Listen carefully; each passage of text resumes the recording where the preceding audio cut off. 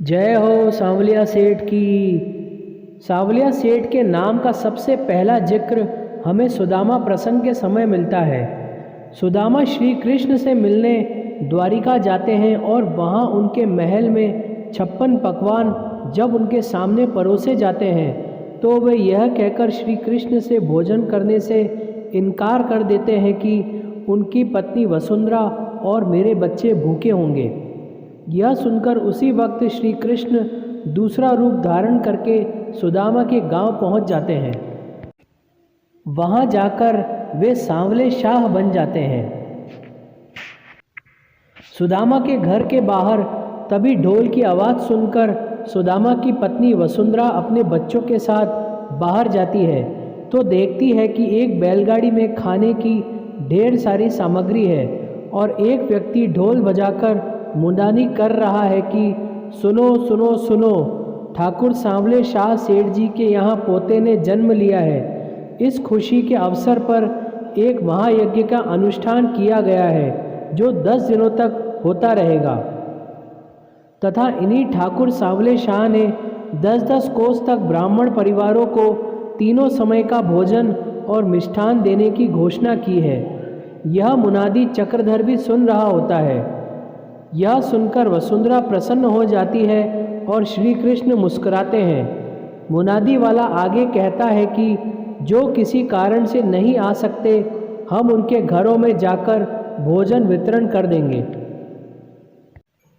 यह सुनकर चक्रधर अपने हाथ की टोकरी को पालकी में रख देता है और कहता है, हे ईश्वर, तू कितना दयालु है। तूने आखिर भूखे भक्तों के भोजन का प्रबंध कर ही दिया। ऐसा कहकर वह द्वार पर खड़ी वसुंधरा के बच्चों को देखता है और उनके पास जाकर हाथ जोड़कर कहता है, आओ बच्चों आओ, देखो बेटा भोजन बट रहा है, आओ। यह सुनकर सभी बच्चे वसुंधरा की ओर देखते हैं तो वह उन्हें इशारों से घर में से बर्तन लाने को कहती है। एक बच्चा एक भगोना ले जाता है।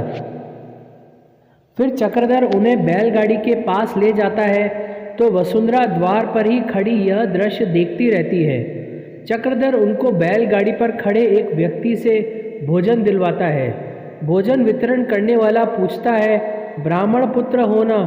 यह सुनकर एक बालक कहता है, हाँ। तब वह कहता है कि इतनी थोड़ी सी खीर से क्या होगा, कोई बड़े भांडे बर्तन ले आते, घर में कोई बड़ा नहीं है।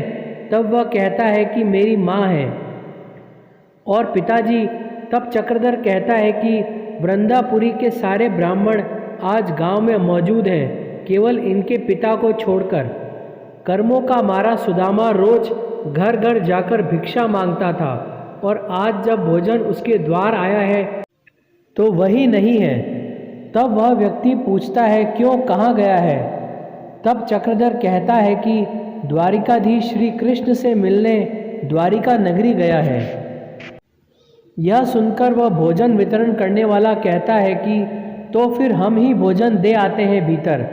फिर वह दूसरे सेवकों से कहता है, चलो भाई 2 टोकरी तैयार करो।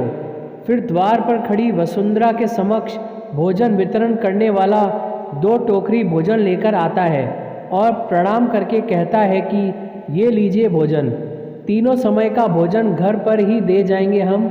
10 दिनों तक घर में चूल्हा जलाने की कोई आवश्यकता नहीं, ले लीजिए। यह सुनकर चक्रधर कहता है, संकोच मत कीजिए भाभी जी, ईश्वर की दया समझकर बटोर लीजिए।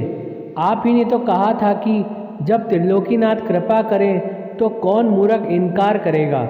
यह सुनकर वसुंधरा प्रसन्न हो जाती है। फिर चक्रधर कहता है, ये त्रिलोकीनाथ ही की कृपा है भाभी जी, लीजिए। फिर चक्रधर भोजन का पात्र खुद ही सेवक से लेकर उन्हें दे देता है। भोजन लेकर वसुंधरा कहती है, सत्य है श्री कृष्ण भक्त वत्सल है। चक्रधर भी कहता है, जय श्री कृष्णा। जय हो सांवलिया सेठ की।